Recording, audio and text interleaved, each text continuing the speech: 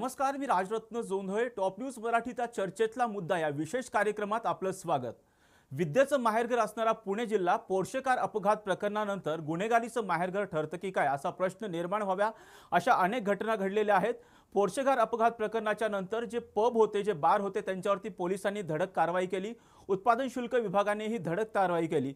परंतु Porsche car अपघात प्रकरणाला महिना होतो न होतोच तेच पुण्यातील फर्ग्युसन रोडवरील L3 हॉटेलवरती मेफेड्रॉनची पार्टी झाल्याचा एक धक्कादायक व्हिडिओ व्हायरल झाला आणि पोलिसांवरती पुन्हा एकदा प्रश्नचिन्ह निर्माण झालं.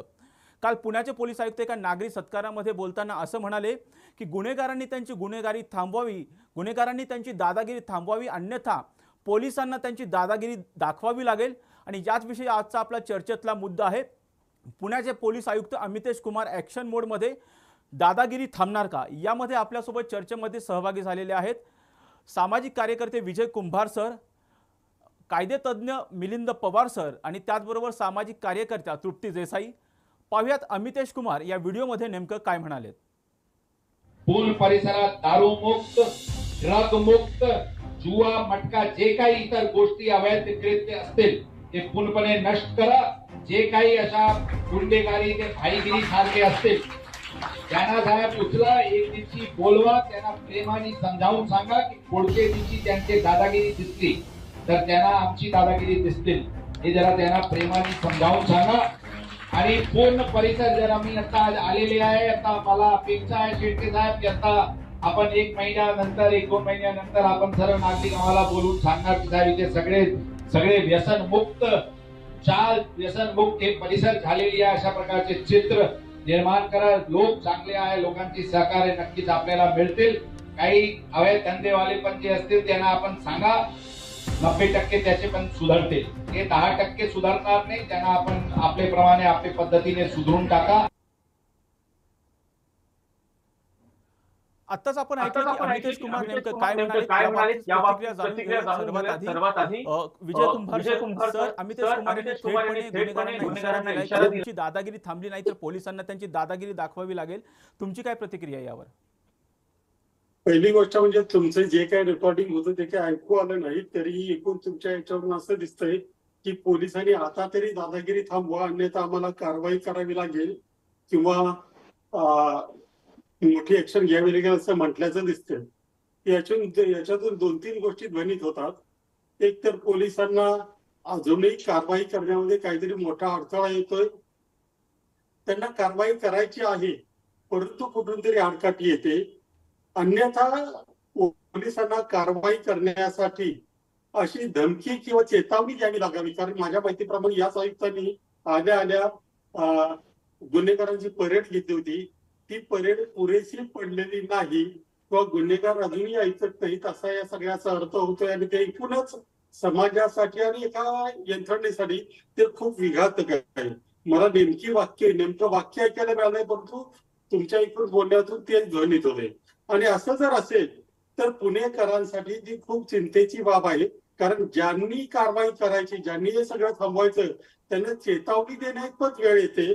हे कुठेतरी पोलिसांच्या एकूण कर्तबगारीला साजेच आहे असं मला वाटत नाही. त्यांनी अशी चेतावणी का द्यायची वेळ काय यावी? थांबा किंवा नाहीतर कारवाई करतो. कारवाई करणं हे कामच आहे, ते कर्तव्य आहे, ते केलंच पाहिजे, त्याच्यातून सुटका नसते. याचाच अर्थ कुठेतरी पाणी मुरतंय. त्यांना करायचं काहीतरी आहे परंतु करायला अडथळे येत आहेत किंवा त्यांना थांबवलं जाते असा अर्थ याचा अर्थ निघू शकतो. आणि ती अत्यंत धोक्याची घंटा आहे असं मला वाटतं. तृप्तीताई, आपण बघतोय की पोलीस आयुक्त जे आहेत ते असं म्हणतायत की आम्हाला दादागिरी दाखवावी लागेल, आधी गुन्हेगारांनी त्यांची दादागिरी थांबवावी असं पोलीस आयुक्त म्हणाले. खरं तर अमितेश कुमार जी जेव्हापासून पुण्यात आले, खूप चांगले अधिकारी आहेत. आपण बघितलं असेल तर नागपूरला त्यांनी चांगलं काम केलेलं आहे, राष्ट्रपती पदक त्यांना मिळालेलं आहे. त्यांनी औरंगाबादला चांगलं काम केलेलं आहे आणि पुण्यात आल्यानंतर सुद्धा त्यांनी खूप चांगल्या पद्धतीनं गुन्हेगारांची जी आहे ती परेड लावलेली होती आणि तेव्हाच आपण बघितलं असेल की आपण त्यांना तेव्हापासून पुण्यात ओळखायला लागलो. परंतु त्यानंतर ज्या काही घटना घडत गेल्या, त्यांनी बऱ्याच ठिकाणी जे काही अवैध धंदे असतील, काही हॉटेल्स असतील, त्यांचे जे काही टायमिंग्स असतील, त्या बाबतीत कडक आदेश दिले होते. त्या बाबतीत बरेच जण जे आहेत ते त्यांच्या विरोधात उभे होते. परंतु पोर्शे अपघात प्रकरण घडल्यानंतर जे आपण बघितलं की यामध्ये बार जे आहेत ते किती वाजेपर्यंत चालू असतात, किंवा पब जे आहेत ते रात्री 2 नंतर कसे काय सुरू होते, तिथे अल्पवयीन मुलांना दारू कशी दिली गेली, हे त्या प्रकरणापासून काही जे पोलिसांवर आरोप सुरू झाले. रात्रीच्या वेळेला त्या मुलाने जर मद्य पिलेलं होतं तर त्याचा रिपोर्ट निगेटिव्ह कसा काय येऊ शकतो. स्थानिक पोलीस स्टेशन त्यावेळेला केलेलं जे काम आहे त्यामधल्या ज्या त्रुटी होत्या, त्यामुळे आयुक्तांवर जे आहे ते खापर फोडण्यात आलं. आणि बरोबरच आहे, आयुक्तांची जबाबदारी आहे ज्या पद्धतीनं पुणे शहरामध्ये जे काही चालतं, मग ते वैध असेल किंवा अवैध असेल, ते कशा पद्धतीनं चाललं जातं, किंवा यामध्ये अवैध धंदे जर बंदच करायचे आहेत तर पूर्णपणे बंद केले का जात नाहीत. बरं, त्या प्रकरणानंतर आता तरी पूर्णपणे बंद केलेत का? पोलिसांना एवढा चांगला पगार सरकार देत असून पोलिसांना हप्ते घ्यायची गरजच काय? परंतु हप्ते हे घेतले जातात. आणि म्हणूनच आपण जो काही आता विषय घेतलाय, गुन्हेगारांना धमक्या द्याव्या लागतात किंवा गुन्हेगारांना सांगावं लागतंय पोलिसांना की तुम्ही जर गुंडगिरी थांबवली नाही तर आम्हाला ऍक्शन मध्ये उतरावं लागेल. अरे तुम्ही ऍक्शन मध्ये उतरलंच पाहिजे, तुम्ही धमक्या द्यायची गरजच नाही. म्हणजे गुन्हेगार जे आहेत ते तुमचं ऐकत नाहीत, पोलीस जे आहेत ते प्रामाणिकपणे काम करत नाही. मी सगळ्याच पोलिसांना म्हणणार नाही, परंतु पोलीस ज्या पद्धतीनं काम केलं पाहिजे पोलिसांनी, आता त्या पद्धतीची त्यांची आधीची जशी प्रतिमा होती त्याच्यामध्ये बरीच प्रतिमा जी आहे ते मलिन झालेली आहे. आणि म्हणूनच गुन्हेगारांना त्यांच्याविषयी भीतीच राहिलेली नाही. त्यामुळे कुठलीही गोष्ट, पोर्शे अपघातानंतर अपघात थांबले का? तर अजिबात नाही.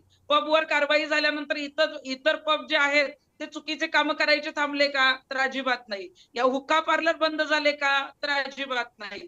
काही चुकीचे जे काही मसाज पार्लर किंवा अवैध धंदे ते पूर्ण बंद झाले का? तर अजिबात नाही. म्हणजे पोलिसांच्या हद्दीमध्ये जे काही धंदे किंवा जे काही कामं चालतात त्याच्यामध्ये अजूनही पोलिसांनी जे आहे ते अवैध धंद्यामार्फत जे काही हप्ते गोळा करणे असेल, चुकीचे पैसे जे काही आहे, आपण म्हणतो की त्यांना पगारा व्यतिरिक्त अशा पद्धतीनं कोणाला गुन्हेगारांना अभय द्यायची गरजच नाही.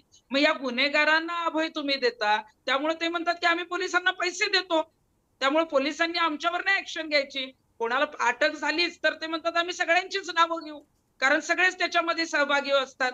म्हणजेच गुन्हेगारांना तुम्ही आधीच या मार्गाने कुठंतरी जे आहे ते त्यांना पाठीशी घालत असता. आणि अशा वेळेला मग अमितेश कुमार यांच्यासारखे आयुक्त सांगतात की मग तुम्ही जी आहे ती तुमची दादागिरी कमी करा. कितीतरी जे आहे ते आपण बघतो की लोक गुन्हेगार, बाल गुन्हेगार सुद्धा तलवार घेऊन रस्त्यावर फिरतायत मोकाट, जे काय आहे ते गुन्हेगारांसारखे वागतायत. बऱ्याच ठिकाणी गाड्यांची तोडफोड होतीये, महिलांवरचे अत्याचार वाढतायत. मग मला वाटतंय की गुन्हेगारांना अशी काही धमकी, आता ही गुन्हेगारांना शेवटची तंबी आहे का पोलिसांवरच जे आहे ते अमितेश कुमार साहेबांचा विश्वास नाहीये, हे या वाक्यातून मला नेमकं त्यांना काय सांगायचंय. पण मला वाटतंय की पोलिसांवर अशी का वेळ यावी, म्हणजे आयुक्तांना असं का आवाहन करायला लागतंय, तर याची चूक जी आहे ती पोलिसांचीच आहे. पोलिसांनीच अनेक वेळेला गुन्हेगारांना पाठीशी घालण्याचं काम केलेलं आहे. अनेक वेळेला गुन्हेगार जे आहेत ते पोलिसांच्या ज्या कचाट्यातून सुटण्यासाठी बऱ्याच वेळेला आर्थिक असेल, बऱ्याच राजकीय ओळखी असतील, राजकारणामध्ये आणण्याचा प्रयत्न करतात. आणि म्हणूनच पोलिसांना घाबरलं ज्या पद्धतीनं आधी जात होतं तसं गुन्हेगार घाबरत नाहीत. आणि म्हणूनच आता मग आयुक्तांना सांगावं लागतंय की तुम्ही आता दादागिरी करू नका. परंतु मला आयुक्तांना सांगायचंय की तुमच्या कामाची दादागिरी जर त्यांच्यावर चालली ना तर असं आव्हान साहेब करायची तुम्हाला गरज लागणार नाही. पहिल्या दिवसापासून जर ही दादागिरी ऍक्शन मध्येच असती तर आता या घटना घडल्या नसत्या, किंवा यातल्या 80% घटना ज्या घडल्या त्या ज्या आहेत त्या थांबल्या असत्या. त्यामुळे मला आयुक्तांना सांगायचं की तुम्ही ज्या पद्धतीने नागपूरला काम केले, तुमच्या कामाची खूप चांगली जी आहे ती ओळख त्या भागांमध्ये आहे, तसंच काम पुण्यात करा. गुन्हेगारांना आव्हान करण्यापेक्षा दररोज त्या पद्धतीचं काम केलं आणि तुमच्यापेक्षा, तुम्ही तर चांगल्या पद्धतीनं काम करता, परंतु प्रत्येक पोलीस स्टेशनला तुम्ही जे काय आदेश देतात ते पाळले जातात का? त्या आदेशामध्ये पोलीस निरीक्षक असतील किंवा एपीआय असतील, अगदी PSI ताई, असतील, अगदी जे कोणी तुम्ही आपल्याकडे सांगितलं. तक्रार घेऊन येतात त्यांच्याशी नीट वागतात का? गुन्हेगारांना काही पैसे घेऊन तर प्रोटेक्शन दिलं जात नाही ना. काही केस येतात त्याच्यामध्ये जे पैशावाले पार्टी असते त्यांचंच ऐकलं जातं का? गरीबाला मात्र 10-10 तास बाहेर बसवलं जातं का? कारण आमच्याकडे जेव्हा काही केसेस येतात तेव्हा पोलीस स्टेशन मधून कंटाळून ते आलेले असतात. साहेब आमचं ऐकत नाहीत कारण आम्ही गरीब आहोत, समोरून पैसे घेतलेत, असे अनेक वेळेला पोलिसांवर आरोप होतात. आणि म्हणूनच आता स्ट्रिक्ट ऍक्शन आयुक्तांनी घेणं गरजेचं आहे. ओके, ताई, मला प्रश्न विचारायचा आहे मिलिंद पवार सरांना. सर, आपण ऐकलं की अमितेश कुमार यांनी सांगितलं की गुन्हेगारांनी त्यांची दादागिरी थांबवावी, अन्यथा पोलिसांना त्यांची दादागिरी दाखवावी लागेल. याबाबत तुमची पहिली प्रतिक्रिया काय? आता मुळात यामध्ये असं आहे, एक वकील म्हणून मला असं वाटतंय की एका IPS अधिकाऱ्यांनी असे काहीतरी आता दादागिरी दाखव वगैरे, आता हे ते वेगळ्या अँगलने बोलले तर आपण समजू शकतो, पण मुळात ही भाषा वापरणं हे कुठंतरी चुकतं. माझ्या माहितीप्रमाणे पुणे शहराच्या इतिहासामध्ये आतापर्यंत अनेक IPS ऑफिसर होऊन गेले असतील, पण गुन्हेगारांना जर वटणीवर आणायचे असेल अशा प्रकारचं कोणी वक्तव्य केलं हे माझ्या तरी ज्ञात नाही किंवा मी कधी ऐकलेलं नाही. आता मुळात गुन्हेगार, आता सुरुवातीपासून विचार केला तर गुन्हेगार कसा तयार होतो, त्याला कोण प्रवृत्त करतं, गुन्हेगाराच्या पाठीशी कोण असतं. आता वर्गवारीच करायची म्हणलं तर व्हाईट कॉलर गुन्हेगार आणि रेग्युलर गुन्हेगार, बॉडी ऑफेन्स म्हणजे जे कोयता घेऊन फिरतात, लोकांच्या गाड्या फोडतात, चोऱ्या करतात, चिटिंग करतात, असे वेगवेगळ्या प्रकारचे त्यामध्ये व्हरायटी आपल्याला सांगता येईल. आता साहेबांनी जे काही स्टेटमेंट दिले आयुक्त साहेबांनी की दादागिरी काय असेल ते आम्ही दाखवून घेऊ. आता मुळात पोलिसांचा जर आपण दरारा म्हणला तर माझ्या माहितीप्रमाणे पोलिसांचा दरारा हा आदरयुक्त भीती पाहिजे. एखादा अधिकारी कुठल्या चौकीला असेल, पोलीस स्टेशनला असेल किंवा आयुक्त दर्जाचा अधिकारी असेल तर त्या साहेबांची आदरयुक्त भीती पाहिजे की कुठल्याही गुन्हेगाराला जरी कळलं की आपल्या ह्या वस्तीमध्ये, वार्डामध्ये अधिकारी साहेब आलेत तर गुन्हेगार थांबणार नाहीत. पण एकंदरीत आजची परिस्थिती आपण जर पाहिली तर पोलिसांचा वचक कुठेतरी कमी झालेला आहे, हे निश्चित आपल्याला मान्य करावं लागेल. आणि पोलिसांचा वचक कमी झालाय आणि म्हणूनच पोलिसांना असं म्हणावं लागतंय की तुम्ही आता शांत व्हा, तर आम्हाला तुमची दादागिरी दाखवावी लागेल. शेवटी गुन्हेगार हा गुन्हेगार असतो. आज आपण जर केसेसचा विचार केला तर आमचा रेग्युलर अनुभव असं सांगतो, 100 जर केसेस पोलिसांनी केल्या असतील तर त्यातल्या जवळपास 70 केसेस निर्दोष सुटतात. निर्दोष सुटतात याचा दुसरा असा अर्थ असतो की पोलीस या खोट्या केसेस करतात. आता आपण हे पोर्शे प्रकरण जरी पाहिलं, ते पोर्शे प्रकरणामध्ये काय काय कसं कसं घडत गेलं हे सगळ्या अख्ख्या महाराष्ट्राने देशाने पाहिलं. दिल्लीमधून त्यावर आवाज उठला. मग आता याच्यामध्ये पोलिसांच्या चुका होत्या. स्वतः आयुक्त साहेब काय कुठे फील्डवर जात नाही, खाली चौकीपासून विचार केला तर साधा कॉन्स्टेबल ते CP पर्यंत काय काय कारनामे घडतात, काय गोष्टी घडतात. आता रोज पेपरला आपण वाचतोय अनेक स्क्वेअर फूटचं बांधकाम इलिगल पाडलं, पहिल्या दिवशी 30,000, काल नंतर 50,000.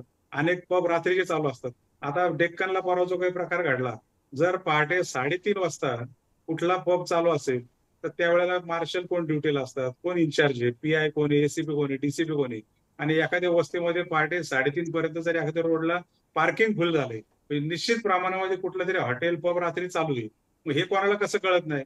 साध्या माणसाला आपल्याला कळतं, पण शेवटी कारवाई करणारे पोलीस आहेत. पोलीस जरी करणार नसतील ते पाठीराखे कोण आहेत? आता आजच्याच मला वाटतं सकाळला बातमी आहे की कॉर्पोरेशनचे अधिकारी कुठला तरी पब पाडायला गेले आणि पब पाडायला गेल्यानंतर त्या पबचा चालक असेल, त्याचा हस्तक असेल, त्यांनी त्या अधिकाऱ्यांना काय सांगितलं, तुम्ही ही कारवाई थांबा ना, ते मी दादांना फोन करतो. मग यातनं आपण अर्थ कुठला काढायचा? आणि मग जर दादांना सांगतो, दादांचा फोन आल्यावर कारवाई थांबणार असेल, थांबली की नाही माहित नाही, पण पेपरला अशी बातमी की दादांचं नाव घेतल्यानंतर जुजबी कारवाई करून ते निघून गेले, 2-4 पत्रे पाडले, निघून गेले. मग आता हे गुंडगिरी हे कोणाला दाखवणार आहेत? म्हणजे साधा सामान्य कार्यकर्ता जो काही चुकून गुन्हेगार घडतो, त्याच्या हातून गुन्हा घडतो, मग त्याला तुम्ही काय दादागिरी दाखवणार आहे? शेवटी आपण मग खंडणी बघतो, गँगवॉर बघतो, ह्यांचे पाठीराखे कोण असतात? या मुळापर्यंत जर गेलं तर हे आता ओपन असं आम्ही चॅनल समोर बोलू शकत नाही, पण मुळापर्यंत गेलं तर ते गुन्हेगार वेगळे असतात. त्याला आपण व्हाईट कॉलर गुन्हेगार म्हणू शकतो. आणि मग आयुक्त साहेबांनी जे स्टेटमेंट दिलंय, यांची जी दादागिरी हे कोणाला दाखवणार आहे? कारण ज्या वेळेला न्यायालयासमोर एखादा गुन्हेगार आरोपी पकडून आणला जातो, तृप्तीताईंना चांगलं माहिती आहे कशा प्रकारे चालतात. त्यांनी देखील अनेक आंदोलन केलेत. न्यायालयासमोर आणला जातो तो गुन्हेगार वेगळा असतो, ऍक्च्युअल केस वेगळी असते, करणारा वेगळा असतो, करणारा हा रेकॉर्डला कधीच येत नाही. हा आमचा रेग्युलर अनुभव. आणि म्हणून या स्टेजला दादागिरी काय ते दाखवू हे विधान एक वकील म्हणून मला तरी पटत नाही. आता शेवटी आम्ही न्यायालयामध्ये काम करतो. शेवटी न्यायाधीशांनी लेखणीतून बोलायचं असतं. न्यायाधीश ज्या वेळेला डायसवर असतात त्यावेळेला ते जर असे बडबड करायला लागले, तू नीट वाग, नीट बोलला तर तुला दाखवून घेईल, ते बोलायचं नाही. त्यांना लेखणीमध्ये पॉवर आहे. न्यायाधीशाने लेखणीतून त्यांच्या जजमेंटद्वारे बोलायचं असतं.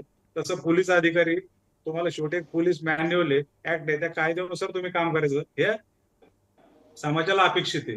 आणि ते जर तुम्ही मॅन्युअल जर सोडून याचा म्हणजे हे तुम्ही जर अशी जर धमकी देत असाल की गुन्हेगारांना आम्ही काय असेल ते दादागिरी दाखवून देऊ, याचा अर्थ तो असं दिसतोय की तुम्ही एखाद्याला खोटं गुंतवायचं म्हटलं की इझिली तुम्ही अडकू शकता. आणि जर आयुक्त साहेबांनी असं स्टेटमेंट केलं तर खाली मग सिनियर पी असतील, एसटीपीटीसी लेवलचे अधिकारी असतील, त्यांनी काय विचार करायचा. आयुक्त जर असं बोलत असतील, आणा उचलून टाका आतमध्ये, अशा कारवाई होऊ शकतात. म्हणून हे जे केलेले स्टेटमेंट आहे वकील म्हणून मला तरी काही पटलेलं नाही आणि त्याच्यावर सगळ्यांनी विचार करावा असं माझी इच्छा आहे. कुंभार सर, ज्यांच्याकडून न्यायाची अपेक्षा असते तेच पोलीस कुठेतरी मॅनेज झाल्याचं दिसून आलेलं आहे. पोर्शेकार अपघात प्रकरणामध्ये येरोडा पोलीस स्टेशनच्या 2 पोलीस अधिकाऱ्यांना निलंबित करण्यात आलं. L3 हॉटेलमध्ये जी मेफेड्रॉनची पार्टी झाली त्या प्रकरणी शिवाजीनगर पोलीस स्थानकातील 2 अधिकाऱ्यांना निलंबित करण्यात आलं. त्यामुळे पोलिसांचं नेमकं चुकतंय कुठं असं वाटतंय तुम्हाला? तुम्ही फार वाईट शब्द वापरतायत. आणि याच्यामध्ये जे काही आता घडतंय पुणे आणि पिंपरी चिंचवड परिसरामध्ये त्याच्यावर मी अनेकदा लिहिलेलं आहे, पोस्ट लिहिलेले मी व्यक्तही झालेलं आहे. हे सगळं घडतंय की याचं कारण आहे ज्यांनी एकमेकांवर अंकुश ठेवायचा ते एकमेकांचे भागीदार झाले.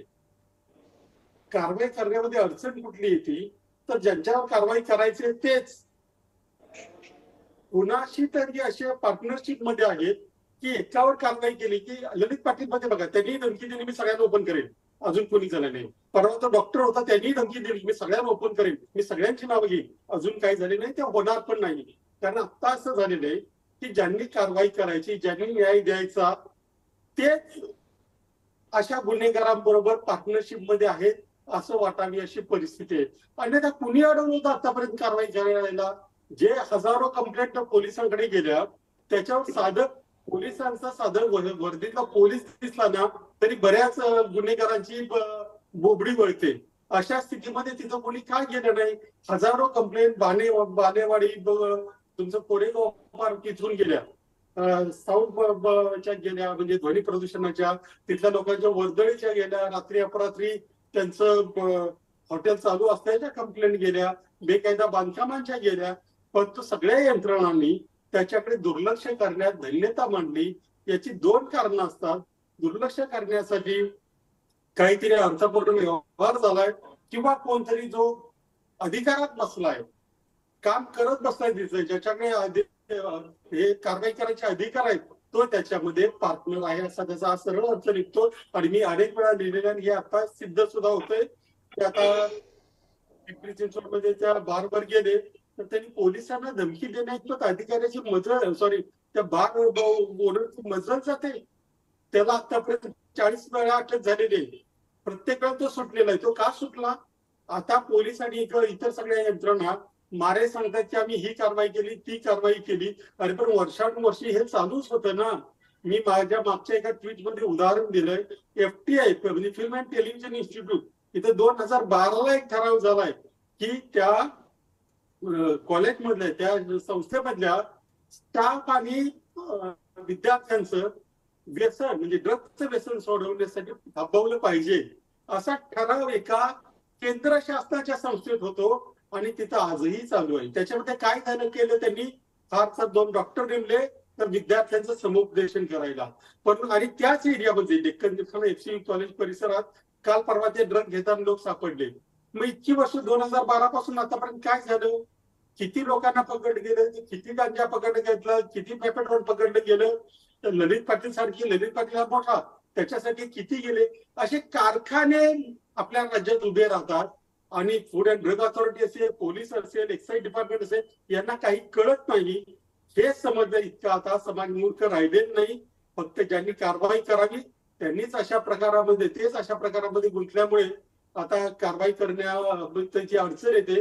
त्या हतबद्धतेतून कदाचित आयुक्तांनी ते स्टेटमेंट केलं असेल कारण कारवाई कुणावर करायची हे ठरवायला करायला बरंच धैर्य लागतं.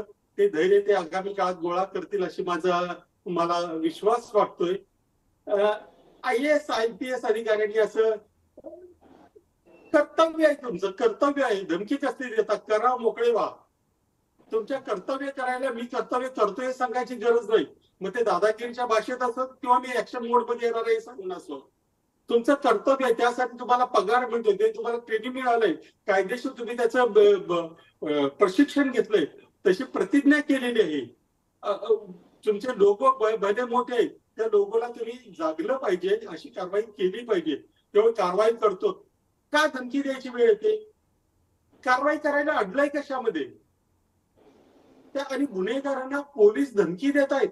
आम्ही पण दादागिरी गिरव. अहो, तुमच्याकडून दादागिरीची नाही, तुमच्याकडून ऍक्शनची अपेक्षा, तुमच्याकडून कर्तव्य पूर्तीची अपेक्षा आहे. त्याच्यामुळे अशा धमकी जे परेडमुळे घाबरले नाही ते आता धमक्याने घाबरतील का? कारण जसं मगाशी सांगितलं त्याप्रमाणे कुणाचा तरी फोन आला आणि तिची सगळ्यात जर यंत्रणा घाबरणार असेल किंवा आपली कारवाईची दिशा बदलणार असेल तर मग अशा धमक्या वगैरे काही निष्पन्न होईल असं मला वाटत नाही. त्या धमक्यांपेक्षा आपल्या कर्तव्याविषयी जास्त प्रामाणिक राहणं हाच याच्यावरचा खरा उपाय असं मला वाटतं. तृप्तीताई, पोलिसांचा गुन्हेगारांवरती वचकच राहिला नाही असं वाटतंय का? निश्चितच. आपण जर पुण्यात बघितलं तर पुण्याला विद्येचं माहेरघर म्हटलं जातं, पण आता पुण्याला मद्यालय म्हटलं तर काही वावगं ठरणार नाही. पुण्यात ड्रग्स ज्या पद्धतीनं आपण बघतोय की केसेस होत आहेत, किंवा पब किंवा बार, आता डेक्कन परिसरामध्ये जेव्हा ड्रग्स सेवन करताना पब मध्ये काही मुलं किंवा तो व्हिडिओ जो व्हायरल झाला त्यानंतर मग त्या पबवर कारवाई झाली. पोलिसांना माहित नाहीत का पब आहेत तिथे अशा पद्धतीचं चालतं. आता या 2-4 महिन्यामध्ये कितीतरी हजारो कोटींचं जे आहे ते ड्रग्स पकडलं गेलेलं आहे. मग नेमकी ही चेन कुठून आहे? हे काय पुण्याचं नाही, लांबचं कनेक्शन आहे.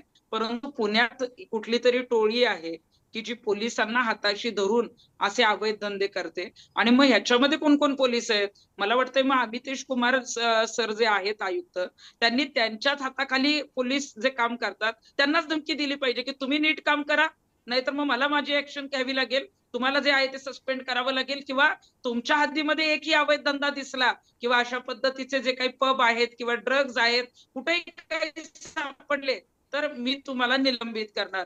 परंतु तसं होताना काही दिसत नाहीये.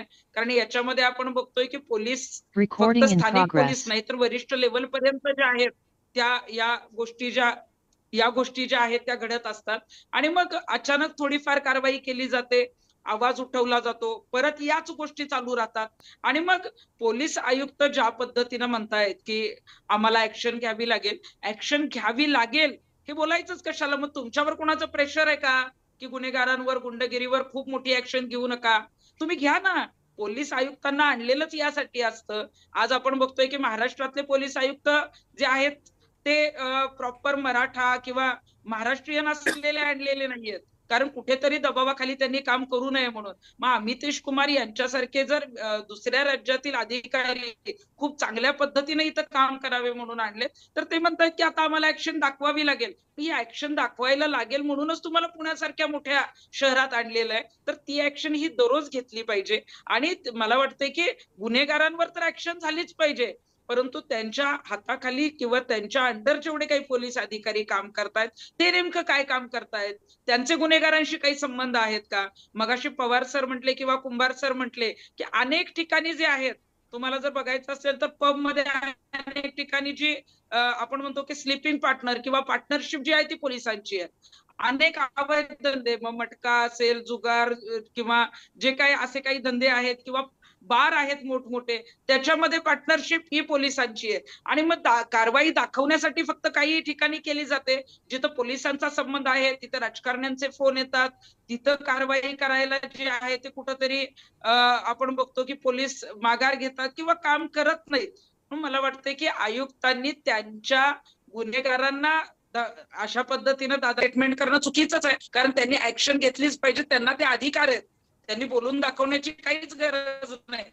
हा, पण ऍक्शन मात्र घेतली पाहिजे त्यांच्या स्थानिक पोलिसांच्या अ, त्यांच्या अंडर जे काही पोलीस येतात, मग कोरेगाव पोलीस स्टेशनच्या अंडर जे काही अवैध धंदे चालू आहेत, जिथे काही पब चालू आहे, ड्रग्सचं कुठं काही चालू आहे का, कुठे काही अवैध धंदे चालू आहेत का, किंवा जे कोणी गोरगरीब आपल्याकडे येत आहेत, महिलांच्या केसेस येत आहेत, तिथे मग गोरगरिबाची बाजू ऐकली, पैसेवाल्यांकडून कोणी मॅनेज होत आहे, तसे काही अधिकारी आहेत का, त्यांच्यावर वॉच ठेवणं गरजेचं आहे आणि त्यांना सांगणं गरजेचं आहे की तुम्ही आता जे आहे ते नीट वागा, नाहीतर मला माझी ऍक्शन मध्ये दादागिरी तुम्हाला दाखवावी लागेल, तुमच्यावर कायदेशीर कारवाई करावी लागेल, तर प्रत्येक पोलीस स्टेशन जे आहे ते नीट काम करेल. आणि मला वाटतंय मग त्यानंतर प्रत्येकाच्या हद्दीत असलेले हॉटेल्स असतील, पब्स असतील, हुक्का पार्लर्स असतील, मसाज पार्लर असतील, आता किती लोकांची किती अशा अवैध धंद्यांची लिस्ट सांगू, कारण मला वाटतं की पोलिसांना इतका चांगला पगार असून सुद्धा पोलिसांचं म्हणणं असतं की आम्हाला बदलीला जे आहे ते पोलीस स्टेशनला जायला कोट्यानो रुपये द्यावे लागतात, अशी चर्चा बाहेर रंगलेली असते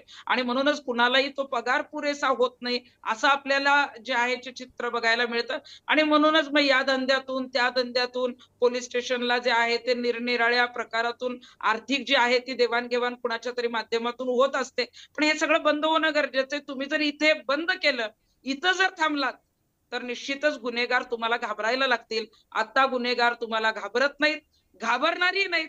सर्वसामान्य जनतेचा सुद्धा पोलिसांवरचा विश्वास जो आहे तो कमी व्हायला लागलेला आहे. सर्वसामान्य माणूस सुद्धा आधी म्हणायचं की आपण पोलिसांकडे गेलो तर न्याय मिळतो, आता फक्त म्हणतात की पोलिसांकडे गेलं पाहिजे, गुन्हा दाखल केला पाहिजे, परंतु न्याय मिळेल का नाही याची मात्र शाश्वती आणि विश्वास अजिबात पोलिसांवर राहिलेला नाही. त्यामुळे आयुक्त साहेब, तुमची जी काही स्टेटमेंट आहे हे तुमच्या पोलीस अधिकाऱ्यांवर राबवा आणि मला वाटते की हे जर तुम्ही केलं तर निश्चितच चांगल्या पद्धतीचे रिझल्ट आपल्याला पुण्यात बघायला मिळतील. तर अगदी 2 दिवसांपूर्वी कोयता गँगने थेट पोलिसांची गाडीच फोडली. आता कोयता गँग जी आहे, अनेक वेळेला आपण बघतोय की मध्यंतरी जे आहे ते पुण्यामध्ये कारवाई झाली, मध्यंतरी सहकारनगर पोलीस स्टेशनच्या हद्दीत झाली, आता काहीतरी हडपसर पोलीस स्टेशनच्या हद्दीत कोयता गँग बघायला मिळते.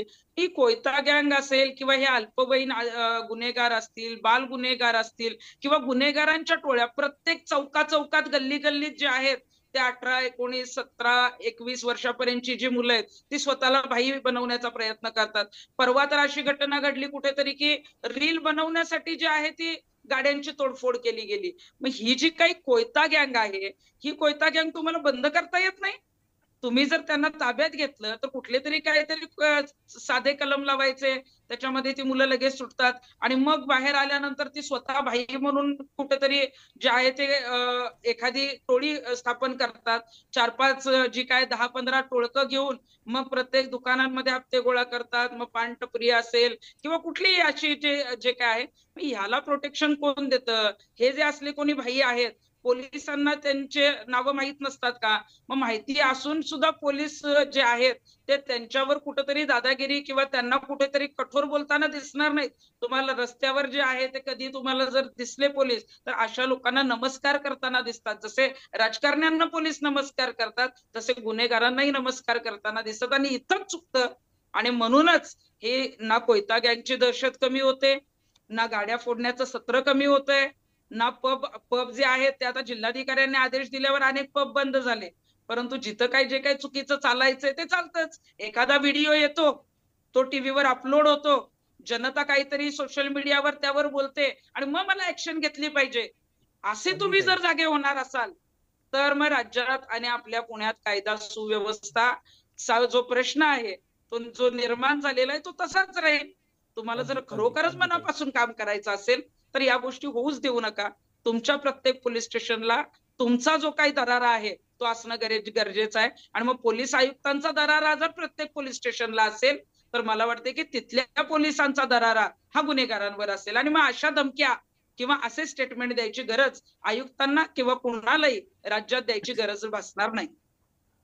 मिलिंद सर, आपण बघतोय की आपला कायदा कडक आहे, कायदा कठोर आहे, पण कठोर कायद्याची पोलिसांकडून अंमलबजावणी होत नाही. याची कारणं काय वाटतात तुम्हाला? याची कारण म्हणजे एक तर पोलिसांना प्रॉपर ट्रेनिंग पाहिजे. ट्रेनिंग असतं त्यांचं, पण ते अंमलामध्ये येत नाही. आता सध्या एक रिसेंटली माझ्याकडे एक आहे गुन्हा. आता ते पोलीस स्टेशन अधिकाऱ्यांचं नाव माहिती पण ते घेणं इतकं योग्य नाही. तर त्या गुन्ह्यामध्ये 420 406 6 वर्षाच्या आतल्या पनिशमेंट जर असेल शिक्षा, तर त्याला सुप्रीम कोर्टच्या गाईडलाईन नुसार 41 एक CRPC नुसार नोटीस द्यायला लागते. आता ती नोटीस जर दिली तर तो आरोपी येतो, पोलिसांना सहकार्य करतो. आता हे तसं मॅन्डेटरी म्हणजे बंधनकारक आहे, पोलिसांना माहितीच पाहिजे.